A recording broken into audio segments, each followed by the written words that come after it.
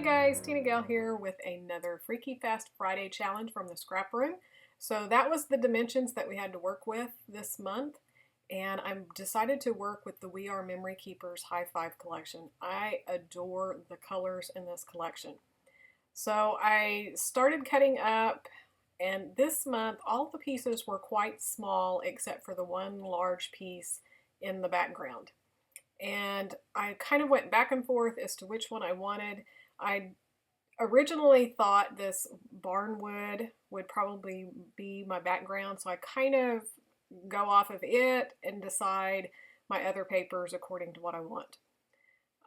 Normally, I have longer strips or whatever, and I kind of decide which papers I want to cut, whether it's diagonal, whether it's a large print, small print.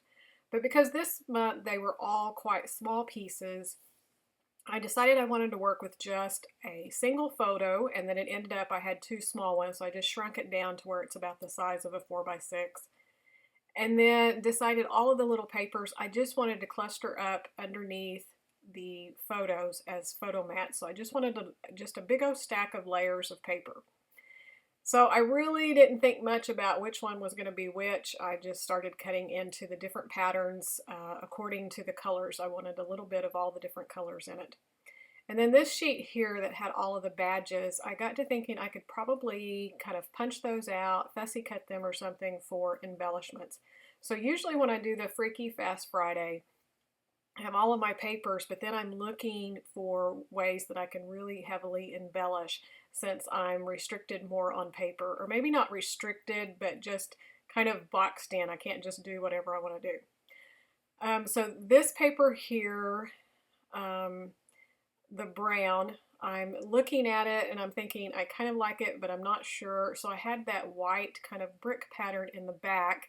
And I went back and forth wondering whether I wanted to do it on the brick or the wood, but I'll end up doing it, cut the brown wood down and adhere it onto the white brick. There's a couple of different reasons why. And then right here, hopefully this is not cheating, I'm not sure, I didn't check, but I did go ahead and mount these two photos on a piece of green cardstock, so I matted them. They were really getting lost because they're dark photos taken at night. There's really no color in them, and so I really just needed something to separate it from all the different busy patterns in the background. So if you're doing this challenge hoping to win a prize, then you might want to check with Rochelle and make sure that's allowed, and because I'm not really sure. I'm thinking probably not, but I cheated.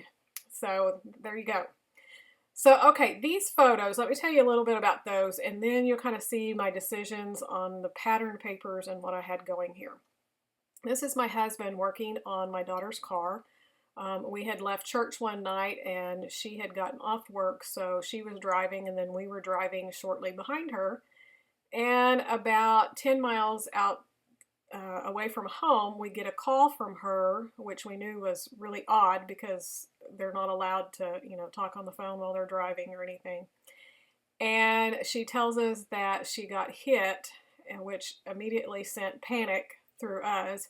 And so we're trying to get the information as to where she's at, how far ahead she is of us, and get to her. Well, come to find out, she was driving on the highway, and it's 4 lanes with a turning lane in the middle, and it's in the country between 2 towns, and a big raccoon, and I'm talking huge raccoon, ran into the side of her car and knocked her fender off. It was completely hanging down. It broke the bracket, just put a big old dent in the side of her car, and she was just in tears because she loves raccoons, and there was nothing she could do about it because he ran into the side of her car, while she's driving.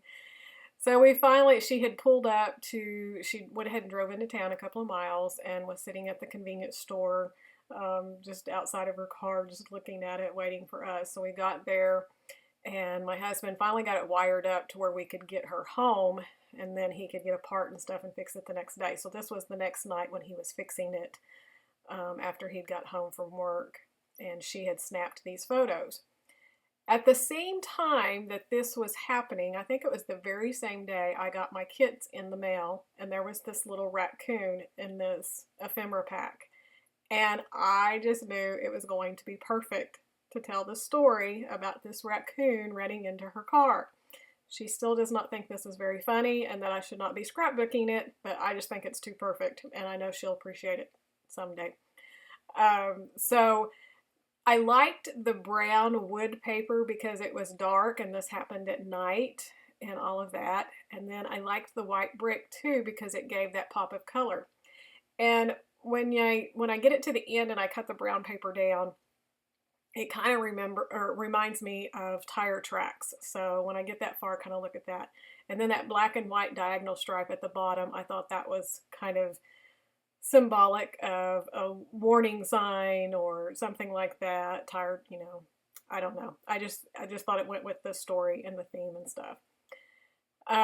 So there's my little raccoon. So here I've narrowed down that back piece according to the directions on the Freaky Fast Friday measurements.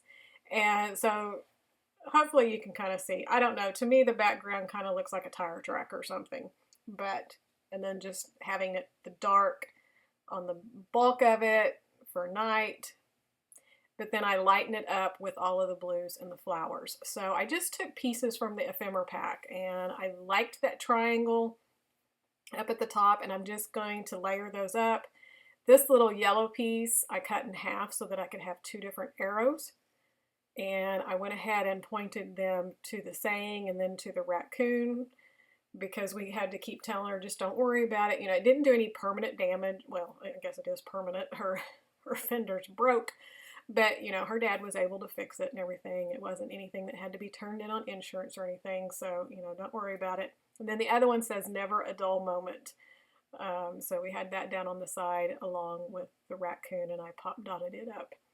So anyways, that's my story and why I thought these papers were so perfect. I think the colors are perfect because with the flowers and stuff, it's feminine, so it's still going in her album, but it's the dark brown and the blues for the night and all of that, and then kind of the tire track thinking. So, and then this little frame I thought was cute, and again, I was just trying to stack up layers and just, I don't know, just build a lot of interest. So I just stuck it off to the side and then took the rest of that I cut apart up to the top just to create a little bit more interest to the layout.